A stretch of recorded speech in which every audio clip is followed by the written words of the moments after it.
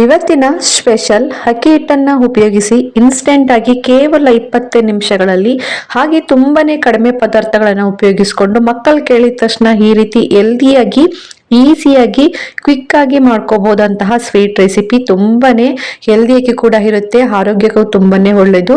ಇದಕ್ಕೆ ಹೆಚ್ಚು ಪದಾರ್ಥಗಳೇನು ಬೇಕಾಗಿರಲ್ಲ, ಮನೆಯಲ್ಲಿರುವಂತಹ ಪದಾರ್ಥಗಳನ್ನ ಉಪಯೋಗಿಸಿಕೊಂಡು ಈ ತುಂಬಾನೇ ಈಸಿಯಾಗಿ ಮಾಡ್ಕೋಬಹುದಂತಹ ಸ್ವೀಟ್ ರೆಸಿಪಿ. ಇದನ್ನ ಯಾವ ರೀತಿ ಮಾಡೋದು ಅಂತ ನೋಡ್ಕೊಂಡ್ ಬರೋಣ. ನಾನಿಲ್ಲಿ ಕೊಬ್ಬರಿನ ತಗೊಂಡಿದ್ದೀನಿ, ಮೇಲೆ ಇರುವ ಸಿಪ್ಪೆ ಎಲ್ಲ ರಿಮೂವ್ ಮಾಡಿ ಬರೀ ಬಿಳಿ ಭಾಗ ಮಾತ್ರ ತಗೊಂಡಿದ್ದೀನಿ. ಕೊಕೊನಟ್ ಪೌಡರ್ ಇತ್ತು ಅಂತ ಹೇಳಿದ್ರೆ ಉಪಯೋಗಿಸ್ಕೋಬಹುದು. ಸೊ ಮನೇಲಿ ಇಲ್ಲ ಅಂತ ಹೇಳಿದ್ರೆ ಈ ರೀತಿ ಕೊಬ್ಬರಿಯನ್ನ ಉಪಯೋಗಿಸ್ಕೊಂಡು ಕೊಕೊನಟ್ ಪೌಡರ್ ನ ಕೂಡ ಮಾಡ್ಕೋಬಹುದು. ನೋಡಿ ನಾನಿಲ್ಲಿ ಒಂದು 1/4 ಕಪ್ ಆಗೋಷ್ಟು ಕೊಬ್ಬರಿನ ತಗೊಂಡಿದ್ದೀನಿ, ಮೇಲೆ ಎಲ್ಲ ಸಿಪ್ಪೆ ಎಲ್ಲ ರಿಮೂವ್ ಮಾಡಿ ಈ ಕೊಬ್ಬರಿನ ಈ ತರ ಚಿಕ್ಕದಾಗಿ ಕಟ್ ಮಾಡಿ ಒಂದು ಬೌಲ್ಗೆ ಇಟ್ಕೊಂಡಿದ್ದೀನಿ. ಇವಾಗ ಒಂದು ಚಿಕ್ಕ ಮಿಕ್ಸಿ ಜಾರಿಗೆ ಕಟ್ ಮಾಡಿ ಇಟ್ಕೊಂಡಿರುವಂತ ಕೊಬ್ಬರಿನ ಹಾಕೊಂಡು ತರಿತರಿಯಾಗಿ ನಾವು ಇವಾಗ ಈ ಕೊಬ್ಬರಿನ ರುಬ್ಕೊಂಡ್ ಬರ್ಬೇಕಾಗತ್ತೆ. ನೋಡ್ತಾ ಇರಬಹುದು ನಾನು ಯಾವ ರೀತಿ ತರಿತರಿಯಾಗಿ ರುಬ್ಕೊಂಡಿದ್ದೀನಿ ಅಂತ. ನೀರೇನು ಹಾಕ್ಬಾರ್ದು, ಹಾಗೇನೆ ತರಿತರಿಯಾಗಿ ರುಬ್ಕೊಂಡು ಇವಾಗ ಇದನ್ನ ಒಂದು ಬೌಲ್ಗೆ ಸಪರೇಟ್ ಮಾಡಿ ಇಟ್ಕೊಳ್ತಾ ಇದೀನಿ. ನೋಡಿ ಇನ್ಸ್ಟೆಂಟ್ ಆಗಿ ಮನೆಯಲ್ಲಿರುವ ಕೊಬ್ಬರಿಯನ್ನು ಉಪಯೋಗಿಸ್ಕೊಂಡು ಕೊಕೊನಟ್ ಪೌಡರ್ ನ ರೆಡಿ ಮಾಡಿ ಇಟ್ಕೊಂಡಿದ್ದೀನಿ. ಬನ್ನಿ ಹಾಗಾದ್ರೆ ಇವಾಗ ಈ ಸ್ವೀಟ್ ಅನ್ನ ಯಾವ ರೀತಿ ರೆಡಿ ಮಾಡ್ಕೊಳ್ಳೋದು ಅಂತ ನೋಡೋಣ. ಸ್ಟವ್ ಆನ್ ಮಾಡಿ ಒಂದು ಪ್ಯಾನ್ ನ ಬಿಸಿ ಮಾಡಕ್ಕೆ ಇಟ್ಕೊಂಡಿದ್ದೀನಿ. ಪ್ಯಾನ್ ಬಿಸಿಯಾಗಿದ ನಂತರ ಇಲ್ಲಿ ಒಂದು 9 ರಿಂದ 10 ಬಾದಾಮಿನ ಹಾಕೊಂಡಿದ್ದೀನಿ, ಒಂದು 5 ರಿಂದ 6 ಗೋಡಂಬಿನ ಹಾಕೊಂಡು ಇವಾಗ ಡ್ರೈ ರೋಸ್ಟ್ ಮಾಡ್ಕೊಳ್ತಾ ಇದ್ದೀನಿ. ಲೋ ಮೀಡಿಯಂ ಅಲ್ಲಿ ಇಟ್ಕೊಂಡು ಬಾದಾಮಿ ಮತ್ತೆ ಗೋಡಂಬಿ ಸ್ವಲ್ಪ ಕಲರ್ ಚೇಂಜ್ ಆಗಬೇಕು. ಕಲರ್ ಚೇಂಜ್ ಆಗೋ ಗಂಟ ಈ ರೀತಿ ಲೋ ಮೀಡಿಯಂ ಅಲ್ಲೇ ಇಟ್ಕೊಂಡು ಫ್ರೈ ಮಾಡ್ಕೊಳ್ತಾ ಇದ್ದೀನಿ. ನೋಡಿ ಇಷ್ಟು ಪರ್ಫೆಕ್ಟ್ ಆಗಿ ಡ್ರೈ ಆದ್ರೆ ಸಾಕು.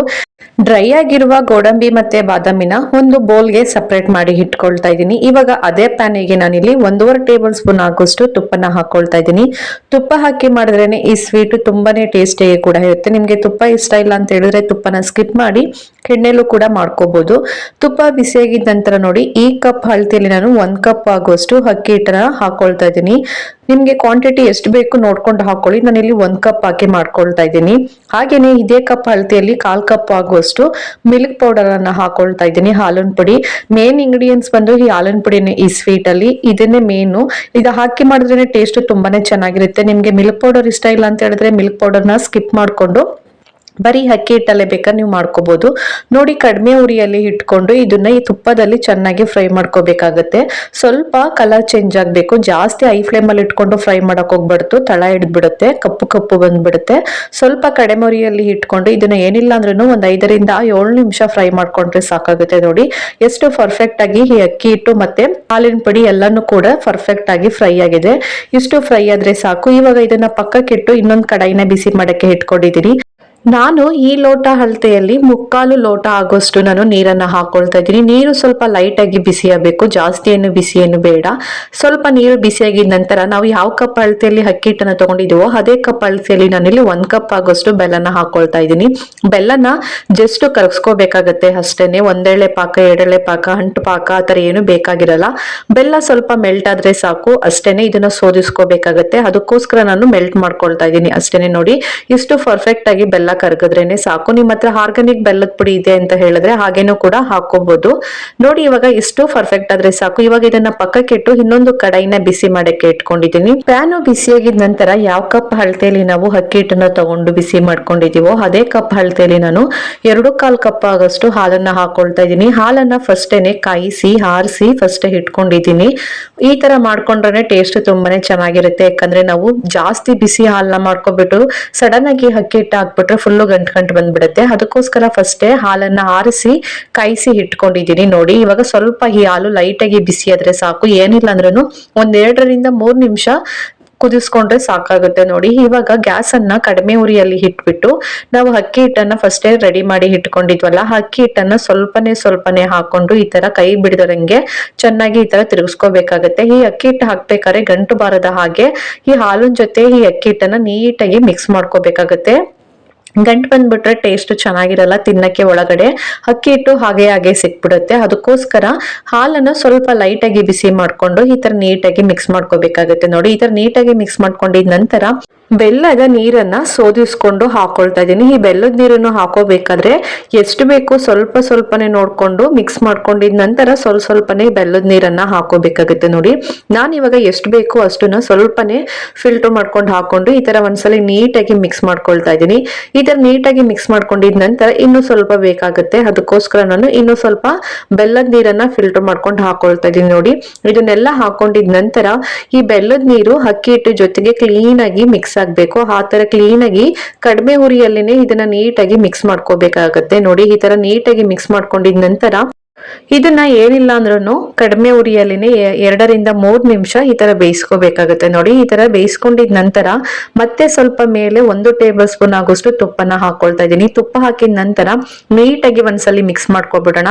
ನೋಡಿ ತುಂಬಾನೇ ಪರ್ಫೆಕ್ಟ್ ಆಗಿ 1 ಕಪ್ ಅಕ್ಕಿ ಹಿಟ್ಟನ್ನ ಉಪಯೋಗಿಸ್ಕೊಂಡು ನಿಮ್ಗೆ ಕ್ವಾಂಟಿಟಿ ಪರ್ಫೆಕ್ಟ್ ಆಗಿ ಇದ್ರೇನೆ ಈ ಸ್ವೀಟ್ ತುಂಬಾನೇ ಪರ್ಫೆಕ್ಟ್ ಆಗಿ ಬರುತ್ತೆ. ನೋಡಿ ನಾನು ಒಂದೇ 1 ಕಪ್ ಅಕ್ಕಿ ಹಿಟ್ಟಿಗೆ 2.25 ಕಪ್ ಆಗೋಷ್ಟು ಹಾಲು ತಗೊಂಡಿದ್ದೀನಿ. ಹಾಗೆ ಚಿಕ್ಕ ಲೋಟ ಅಳತೆಯಲ್ಲಿ 3/4 ಲೋಟ ಆಗೋಷ್ಟು ನೀರನ್ನ ಹಾಕೊಂಡಿದೀನಿ. ಈ ತರ ಮೆಜರ್ಮೆಂಟ್ ಮಾಡ್ಕೊಂಡ್ರೆ ತುಂಬಾನೇ ಪರ್ಫೆಕ್ಟ್ ಆಗಿ ಬರುತ್ತೆ, ಹೆಚ್ಚು ಕಮ್ಮಿ ಏನು ಬರಲ್ಲ. ನೋಡಿ ಇವಾಗ ಪರ್ಫೆಕ್ಟ್ ಆಗಿ ಇದು 2 ನಿಮಿಷ ಆದ್ಮೇಲೆ ಕ್ಲೀನ್ ಆಗಿ ಬೆಂದಿದೆ, ನೋಡ್ತಾ ಇರ್ಬೋದು. ಒಂದ್ ಸ್ವಲ್ಪ ಕೈಗೆ ಹಾಕೊಂಡು ಉಂಡೆ ಮಾಡ್ಕೊಂಡ್ರೆ ಕ್ಲೀನ್ ಆಗಿ ಪರ್ಫೆಕ್ಟ್ ಆಗಿ ಬರುತ್ತೆ. ಇಷ್ಟು ಬಂದ್ರೆ ಸಾಕು. ಇವಾಗ ಒಂದು ಪ್ಲೇಟ್ಗೆ ಇದನ್ನ ಸಪ್ರೇಟ್ ಮಾಡಿ ಇಟ್ಕೊಳ್ತಾ ಇದೀನಿ. ಈ ಹಿಟ್ಟನ್ನು ಸ್ವಲ್ಪ ಸ್ಪ್ರೆಡ್ ಮಾಡ್ಕೊಂಡು ನಾವು ಅವಾಗಲೇ ಗೋಡಂಬಿ ಮತ್ತೆ ಬಾದಾಮಿನ ಡ್ರೈ ರೋಸ್ಟ್ ಮಾಡಿ ಇಟ್ಕೊಂಡಿದ್ವಲ್ಲ ಅದನ್ನ ಸ್ವಲ್ಪ ಬಾಯಿಗೆ ಸಿಗ್ಬೇಕು ಆ ತರ ಸ್ವಲ್ಪ ಕ್ರಶ್ ಮಾಡ್ಕೊಂಡಿದೀನಿ. ಈ ತರ ಕ್ರಶ್ ಮಾಡ್ಕೊಂಡ್ರೆ ಬಾಯಿಗೆ ತಿಂತಾ ಇರ್ಬೇಕಾದ್ರೆ ಟೇಸ್ಟ್ ತುಂಬಾನೇ ಚೆನ್ನಾಗಿರುತ್ತೆ.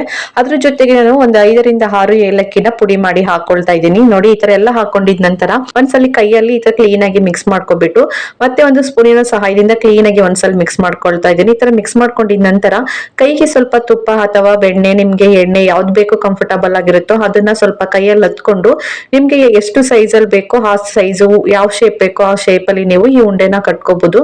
ನಾನಿಲ್ಲಿ ಸಿಲಿಂಡರ್ ಆಕಾರದಲ್ಲಿ ನಾನು ಈ ಉಂಡೆನ ಕಟ್ಕೊಳ್ತಾ ಇದ್ದೀನಿ. ಅಂದ್ರೆ ಡ್ರೈ ಜಾಮೂನ್ ಬರುತ್ತಲ್ಲ ಆ ರೀತಿ ಶೇಪ್ ಅಲ್ಲಿ ನಾನು ಮಾಡ್ಕೊಳ್ತಾ ಇದ್ದೀನಿ.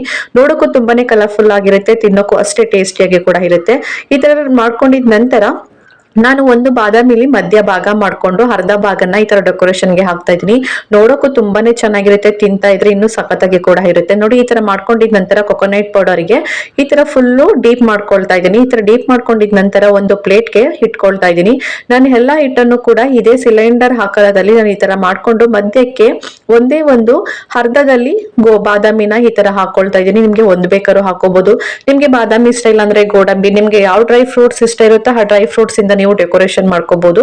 ನೀವು ಬಾದಾಮಿಯಿಂದನೇ ಮಾಡ್ಕೋಬೇಕು ಅಂತಾನೆ ಏನಿಲ್ಲ. ಈ ತರ ಹಾಕೊಂಡಿದ ನಂತರ ಕೊಕೊನಟ್ ಪೌಡರ್ ಇಂದ ಈ ತರ ಡೀಪ್ ಮಾಡ್ಕೊಂಡು ಎಲ್ಲಾನು ಕೂಡ ಇದೇ ರೀತಿ ಹಾಕೊಳ್ತಾ ಇದೀನಿ. ತುಂಬಾನೇ ಹೆಲ್ದಿ ಆಗಿರುವಂತಹ ಈ ಸ್ವೀಟ್ ರೆಸಿಪಿ ನಿಮ್ಗೆ ಅಕ್ಕಿ ಹಿಟ್ಟು ಮನೆಯಲ್ಲಿ ಇನ್ಸ್ಟೆಂಟ್ ಆಗಿ ಸಿಗಲ್ಲ ಅಂತ ಹೇಳಿದ್ರೆ ನಾರ್ಮಲ್ ಅಕ್ಕಿನೇ ಡ್ರೈ ರೋಸ್ಟ್ ಮಾಡ್ಕೊಂಡು ಮಿಕ್ಸಿಯಲ್ಲಿ ತರಿಯಾಗಿ ರುಬ್ಕೊಂಡ್ರೆ ಆಗುತ್ತೆ. ತುಂಬಾನೇ ಬೇಕು ಅಂದಾಗ ಈಸಿಯಾಗಿ ಕ್ವಿಕ್ ಆಗಿ ಮನೆಯಲ್ಲಿರುವ ಕಡಿಮೆ ಪದಾರ್ಥಗಳನ್ನ ಉಪಯೋಗಿಸ್ಕೊಂಡು ಈ ರೀತಿ ಮಕ್ಕಳಿಗೆ ಮಾಡ್ಕೊಟ್ರೆ ತುಂಬಾನೇ ಇಷ್ಟಪಟ್ಟು ತಿಂತಾರೆ.